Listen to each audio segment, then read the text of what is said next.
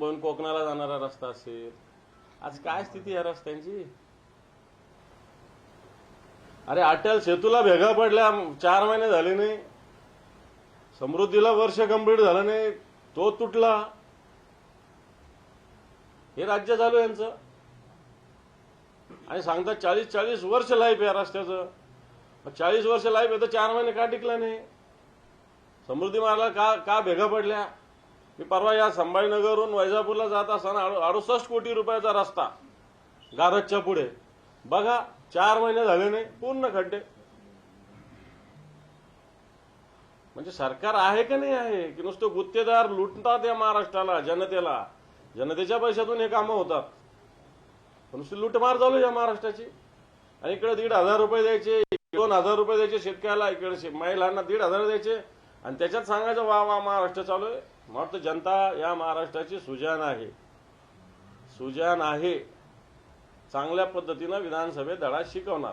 काँग्रेस नेते राहुल गांधी यांनी खळबळजनक आरोप केलेला आहे. चक्रव्यूह भाषणांमधील दोघांमधील एकाला आवडलेलं नाही. जो चक्रव्यूह भाषण त्यांनी केला होता लोकसभेत, दोघांमधून एकाला आवडला नाही. शहा मोदी कोणतं भाषण? ते चक्रव्यूह मध्ये तो भाषण. तर हा शहा आणि मोदी यामधून एकाला आवडले नाही, त्यामुळे त्यांच्यावरती ईडीची कारवाई होऊ शकते अशी त्यांना माहिती मिळाली. तसं त्यांनी पोस्ट केलंय राहुल गांधी. याकडे कसं बघतात?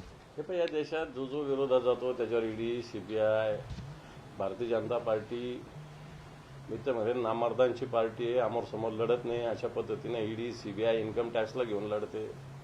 भारतीय जनता पार्टीने आमोर समोर लढलं पाहिजे.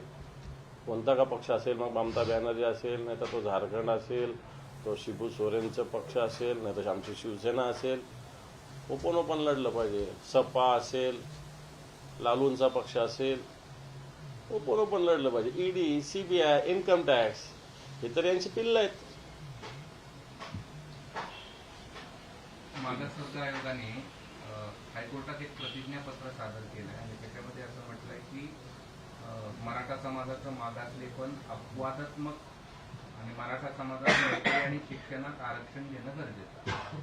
वाटतं न्यायालयीन प्रक्रिया चालू आहे, त्याच्यात फार बोलणं योग्य होणार नाही, कारण ही सगळी न्यायालयीन प्रक्रिया आहे. कालच दुसरा एक SC STच्या संदर्भात सुद्धा सर्वोच्च न्यायालयाने निकाल दिलेला आहे. राज्यांना अधिकार दिलेला आहे 50% आतमध्ये राहू न, असं सुस्पष्टपणे सगळ्या याच्यात. बिहारचा जर निकाल तोच असेल, महाराष्ट्राला वेगळा निकाल लागेल असं वाटत नाही. मनोज जरांगे सुद्धा काल वाढदिवसानिमित्त हेच बोलले की 50% वरचं आरक्षण टिकू शकत नाही, म्हणून मी आरक्षणाची भूमिका मांडतोय. कोणतं कोणतं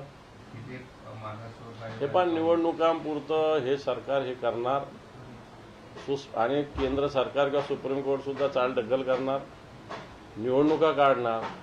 परंतु बिहारचा निकाल आपल्या समोर आहे.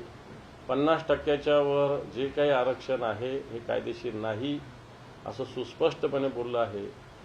जो बिहारच्या उच्च न्यायालयाने दिले निकाल, सर्वोच्च न्यायालयाने त्याच्यावर पूर्णपणे कोणत्या प्रकारे स्थगिती देण्यासाठी नकार दिलेला आहे. आणि मला वाटतं पुढच्या स्टेजचं मागचा शहाणा झाला पाहिजे.